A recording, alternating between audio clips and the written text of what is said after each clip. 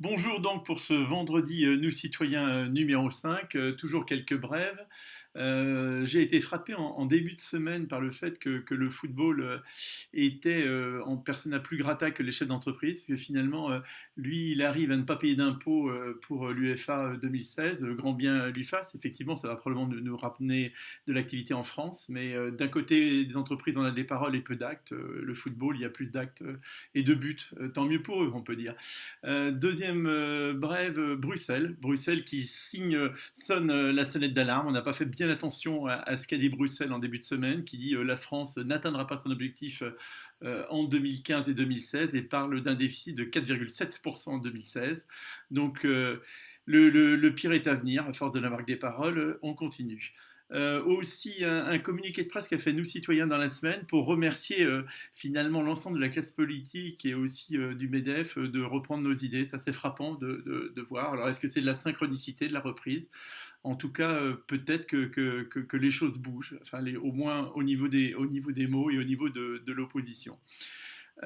Autre remarque, acteur public qui fait dans la semaine, qui se prévaut de faire une conférence et un débat sur la dépense publique et qui n'invite que des fonctionnaires et des politiques en place. Bravo, merci acteur public pour ce grand élan de démocratie.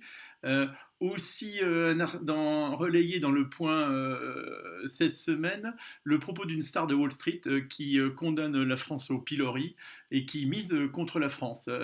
Effectivement, il a peut-être pas tout à fait tort ce qui se passe aujourd'hui, mais avec nous citoyens, on va peut-être arriver à lui démontrer qu'il a tort, puisque, comme l'a souvent dit Denis, la France est un champion qu'on ignore, et je dirais en le complétant, les politiques, ils oublient les champions que sont les Français et ils nous ignorent. Donc reprenons la parole.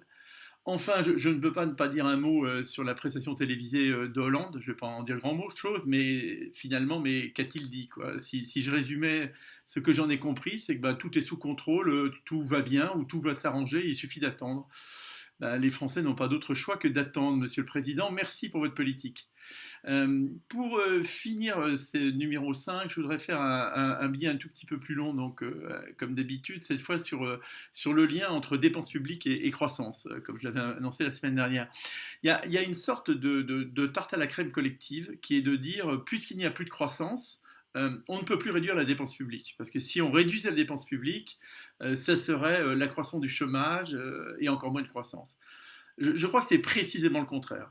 C'est-à-dire, c'est bien parce qu'on maintient une dépense publique élevée, c'est-à-dire une dépense publique élevée, surtout inefficace. Je veux dire, on dépense des dizaines de milliards d'euros dans le logement pour ne pas en avoir, des dizaines de milliards dans la formation professionnelle pour avoir des jeunes et en cours de vie des chômeurs non formés, etc. Donc c'est ce gaspillage public qui entrave la croissance. C'est aussi notre hypercentralisation, notre complexité administrative qui bloque les mécanismes.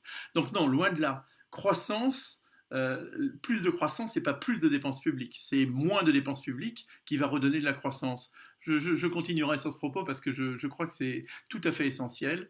Et donc à bientôt, à la semaine prochaine.